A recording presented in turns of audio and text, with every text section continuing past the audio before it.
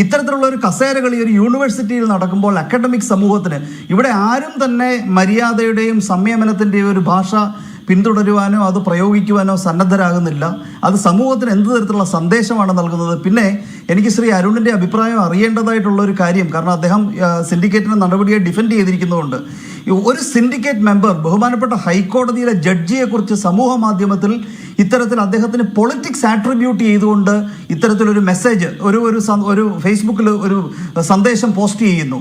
അപ്പോൾ എത്രത്തോളം നമ്മുടെ അക്കാഡമിക് സമൂഹവും ഈ സിൻഡിക്കേറ്റിൽ കടന്നുകൂടിയിട്ടുള്ള വ്യക്തികളും അധപ്പതിക്കുന്നു എന്നുള്ളതാണ് ഇത് ചൂണ്ടിക്കാട്ടുന്നത്. എങ്ങനെയാണ് ഒരു കേസ് കേൾക്കുന്ന ഹൈക്കോടതിയിലെ ബെഞ്ചിൽ ചോദ്യത്തിനെതിരെ കോടതിയിൽ നിന്ന് നടത്തിയത് രൂക്ഷമായ പരാമർശങ്ങളാണ്. അഭിലാഷ് പറഞ്ഞു പോലെ ഞാൻ അതിലേക്ക് വരാനിരുന്നതാണ്.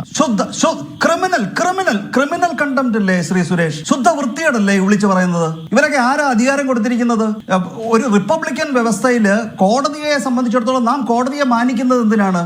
നമ്മുടെ ജനാധിപത്യം വിനിയോഗിക്കപ്പെടേണ്ട ആ ഒരു ഭരണഘടനാ പ്രകാരം ഒരു ഡിസ്പ്യൂട്ട് വരികയാണെങ്കിൽ ആ ഡിസ്പ്യൂട്ട് തീർക്കുവാൻ ഭരണഘടനാപരമായി അധികാരം കൊടുത്തിട്ടുള്ള സ്ഥാപനങ്ങളാണ് കോടതികൾ. കോടതികളിലിരിക്കുന്ന ജഡ്ജികൾ, ജസ്റ്റിസ് സഞ്ജീവ് ഖന്ന ഒരു കേസ് കഴിഞ്ഞിടയ്ക്ക് സുപ്രീം കോടതിയിൽ വഖഫ് കേസ് വന്നപ്പോൾ പറയുകയുണ്ടായി, ജഡ്ജിമാരായി ഞങ്ങൾ ബെഞ്ചിലിരിക്കുമ്പോൾ ഞങ്ങൾക്ക് മതം നഷ്ടപ്പെടുന്നു, രാഷ്ട്രീയം നഷ്ടപ്പെടുന്നു. ശരിയാണ്, ആ ഒരു സ്ഥാനത്തിരുന്നുകൊണ്ട് ചിന്തിക്കണം. അല്ലാതെ പൊളിറ്റിക്സ് പ്രയോഗിച്ചുകൊണ്ട് ഇത്തരത്തിൽ വെറും ചീപ്പ് പൊളിറ്റിക്സ് സമൂഹ മാധ്യമങ്ങളിലൂടെ പ്രകടിപ്പിക്കുമ്പോൾ അത് സംബന്ധിച്ചിട്ട് എന്താണ് സർക്കാരിനെ പ്രതിനിധീകരിക്കുന്ന അല്ലെങ്കിൽ ഭരിക്കുന്ന പാർട്ടിയെ പ്രതിനിധീകരിക്കുന്ന വ്യക്തികൾക്ക് ഏത് തരത്തിലാണ് ഇതിനോട് പ്രതികരിക്കാൻ കഴിയുക? Can it be defended?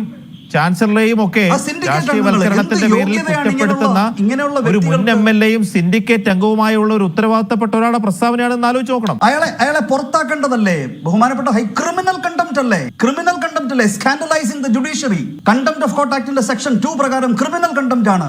ഒരു നിമിഷം അയാൾ അവിടെ ഇരിക്കാൻ യോഗ്യനാണോ? എന്നിട്ട് സമൂഹ മാധ്യമങ്ങളിൽ ഇതിന് അനുകൂലമായിട്ട് വ്യാപകമായിട്ട് ഇത്തരത്തിലുള്ള സ്റ്റേറ്റ്മെന്റ്സ് സെലിബ്രേറ്റ് ചെയ്യപ്പെടുന്നു. അപ്പൊ എപ്പോഴും നാം ഭരണഘടനയെ ഉയർത്തിപ്പിടിക്കുകയും അതിലെ സന്ദേശങ്ങൾ ഉദ്ഘോഷിക്കുകയും ചെയ്യുമ്പോഴും തങ്ങൾ ആഗ്രഹിക്കാത്ത ഒരു തീരുമാനം വരുന്ന വേളയിൽ അത് എല്ലാ രാഷ്ട്രീയ പാർട്ടികളും ചെയ്യുന്നുണ്ടാകും. നമ്മളിവിടെ ഒരു പർട്ടിക്കുലർ തീരുമാനമാണ് ഇത്ര വലിയ കലാപം നാട്ടിലുണ്ടാക്കിയെന്നുള്ള ഒരു പരാമർശം മാത്രം കോടതിയുടെ ഭാഗത്തു നിന്നുണ്ടായി എന്ന് റിപ്പോർട്ട് ചെയ്യപ്പെട്ടപ്പോഴുള്ള ഹാലിളക്കമാണ് നിയമവ്യവസ്ഥയെ പരിഹസിക്കുന്ന തരത്തിൽ ഇത്രയും പ്രധാനപ്പെട്ട ഒരു വ്യക്തിയിൽ നിന്നുണ്ട്. ഒറ്റ മിനിറ്റ് 180 രാജ്യങ്ങൾ ലോകത്തുള്ളതിലെ 81 രാജ്യങ്ങളിലെ 2620 കുട്ടികളാ കേരള യൂണിവേഴ്സിറ്റിയിൽ ഈ അഡ്മിഷൻ ഇരിക്കുന്ന ആളാണ്. മറുപടി പറഞ്ഞോളാം. അതായത് 81 രാജ്യങ്ങളിൽ നിന്ന് 2000 പിള്ളേർ ഇവിടെ വന്നപ്പോ കേരളത്തിൽ നിന്ന് 1 ലക്ഷത്തിന് മുകളിൽ പിള്ളേർ പുറത്തോട്ട് പോയി പഠിക്കാൻ. ഇതാണ് കണക്ക്.